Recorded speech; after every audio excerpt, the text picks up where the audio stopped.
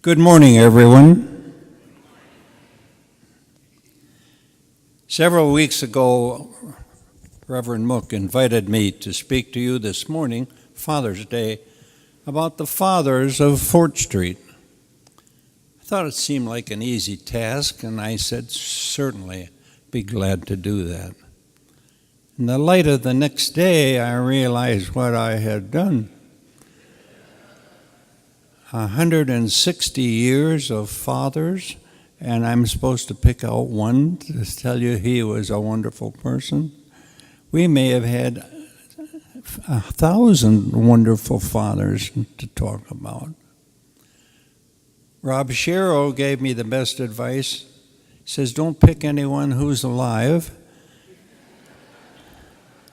because if you do, there'll be 10 men outside with baseball bats to hit you over the head because you didn't name them. I want to bring to you a triumvirate of men, husbands, fathers, who are within the scope of our memories today. They were contemporaries, worked in the automobile factories of Detroit, were members of Fort Street for many years, served as elders and deacons and ushers, did all manner of things that were required of them during the week. And on their retirement from a factory, they spent almost their entire life working for the good of Fort Street, and in particular, the good of the open door. The first man I bring to you is Lemuel Payne.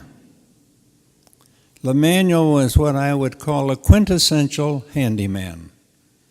There was no job too small or too inconsequential or too big that Lemuel could not conquer in the course of maintaining this wonderful church.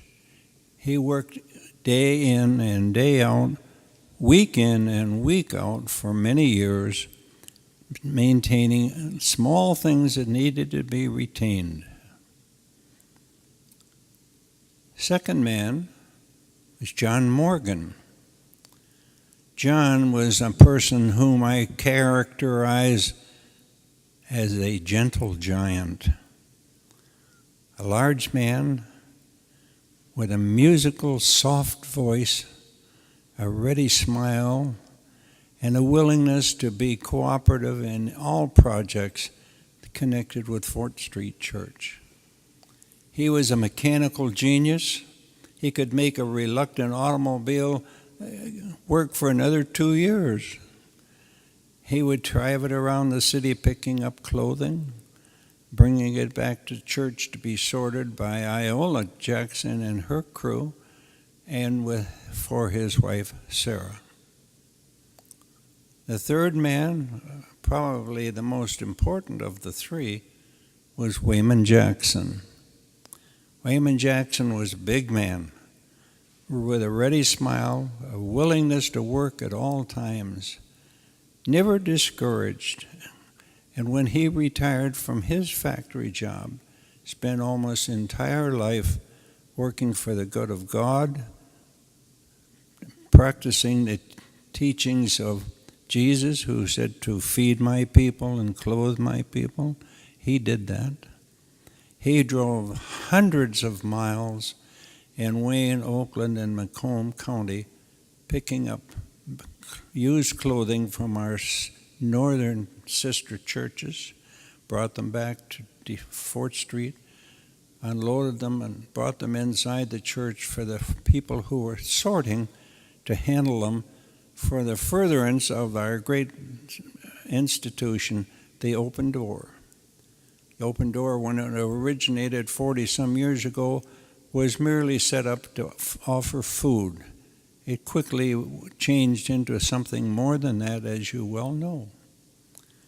And Wayman was one who not only served Fort Street to the very best of his ability, but he went to the other charitable organizations in the downtown area Detroit Rescue Mission, several walk-in shelters, and when he wasn't working for Fort Street, he was working for them to help them with their programs.